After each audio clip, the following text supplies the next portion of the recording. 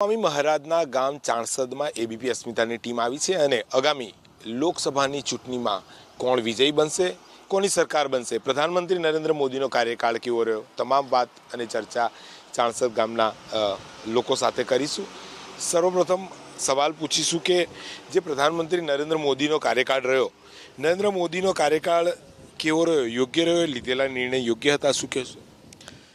આમ તો બધા જ નિર્ણય યોગ્ય કહેવાય, કારણ કે જે આદરણીય આપણા જે પ્રધાનમંત્રી શ્રી નરેન્દ્રભાઈ મોદી જેમને ગુજરાતમાં હતા ત્યારથી જ આપણે યોગ્ય નિર્ણય આપણે જોઈએ છે કે કેટલો વિકાસ થઈ રહ્યો છે। અને અત્યારે દેશનો વિકાસ આપણે પહેલાં ગુજરાતનો વિકાસ જોયો અને પછી જે ભારત વર્ષમાં ગયા આગળ જ્યારે પીએમ બન્યા ત્યાર પછી આપણે ભારતનો પણ વિકાસ જોઈએ છે કે જે અમેરિકા છે જે વિઝા નહોતા આપ્યા એમને બોલાવીને વિઝા આપ્યા। એટલે જેમ જોવા જાઓ એમ તો બીજા દેશો પણ જે થર્ડ વર્લ્ડ કન્ટ્રીના જે લોકો છે એ પણ એમને અત્યારે ઇન્ડિયાની બહાર જાઓ ને તો ખબર પડે આપણને કે નરેન્દ્ર મોદી શું છે। ઇન્ડિયામાં તો આપણે રહીએ છીએ એટલે આપણને ખબર જ છે કે આપણા આદરણીય પ્રધાનમંત્રી છે એટલે આપણે રિસ્પેક્ટ આપીશું, પણ આપણે બહાર જઈએ ને જ્યારે કોઈ પણ દેશમાં ફરવા જઈએ ત્યારે આપણને હવે રિસ્પેક્ટની નજરથી જોતા થયા છે લોકો જોતા થયા છે। જીએસટી, નોટબંધી, આવા બધા જે નિર્ણય લીધા, અર્થવ્યવસ્થા ભારતની સુદૃઢ બની છે, શું માનશો? ભ્રષ્ટાચાર અહીંયા ખતમ થયો છે? નરેન્દ્ર મોદીના દિવસ દરમિયાન જ અને આ 5 વર્ષના સમયગાળા દરમિયાન જે કંઈક નિર્ણયો લેવાય એ દરેક નિર્ણયોમાં સારામાં સારી અને દરેકની સગવડતાભરી વ્યવસ્થા થઈ રહી એવા, અને જીએસટી આજને અને 5 વર્ષો પછી પણ એ સારી વ્યવસ્થા થશે। અર્થતંત્રની અંદર સારામાં સારી સગવડતા મળી રહેશે, નાના માણસથી ઉદ્યોગપતિ સુધીના દરેકને સારામાં સારી સગવડતા રહે એવી એ છે। સરકાર કોની બનશે? કેમ કે રાહુલ ગાંધીએ કીધું છે કે જીએસટીમાં તે લોકો અલગ પ્લાન લઈને આવવાના છે, 72,000 રૂપિયા પણ દર વર્ષે આપવાની રાહુલ ગાંધી તેમના કોંગ્રેસના મેનિફેસ્ટોમાં વાત કરી છે। 90-95% ભાજપ સરકાર જ બને એવું 100%ની એ છે। આમ શું કહેશો?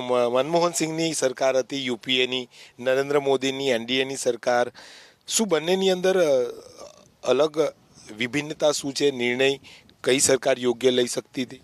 બંને સરકાર સારી જ છે અને આપણે એવું નહીં કે ભાઈ મોદીની સરકાર આવે કે કોંગ્રેસની સરકાર આવે, આપણને તો પબ્લિકને ફાયદો થાય એ વસ્તુ પહેલું મહત્વ છે। 5 વર્ષમાં કોઈ ફાયદો થયો છે? કામ કેવા રહ્યા પ્રધાન? 5 વર્ષમાં 100 રૂપિયાનો સિલિન્ડર આપ્યો છે અને અત્યારે 900 રૂપિયામાં ભરાઈએ છે, એટલો મોટો વિકાસ તો થયો જ છે એમનો। હવે બીજો કેવો થાય આગળ ખબર પડે, બરાબર આવ્યા પછી। નરેન્દ્ર મોદીની સરકાર સફળ રહી, આપ શું માનો છો? બિલકુલ સફળ રહેલી છે સરકાર। આમ જોવા જાઓ તો વર્ષોથી નરેન્દ્રભાઈ ગુજરાતમાં કામ કરતા હતા, ત્યાર પછી પીએમ બન્યા પછી બી એમને સારી એવી એમ મેળવી છે, બરાબર છે।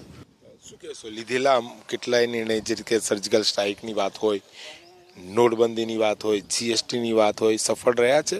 હા, બિલકુલ સફળ રહ્યા છે।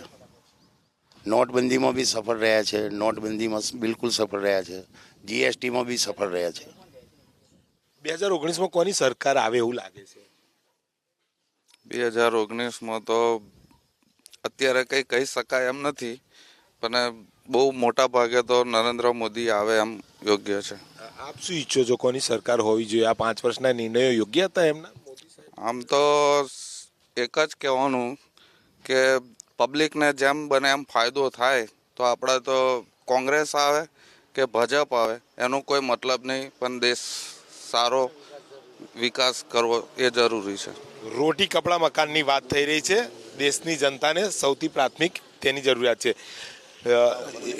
મોદી સરકાર યોગ્ય રહી? યોગ્ય રહેશે, 5 વર્ષ યોગ્ય રહેશે। આગામી કોની સરકાર આવવાની શક્યતા? બીજેપી સરકાર આવશે। બીજેપી સરકાર આવશે।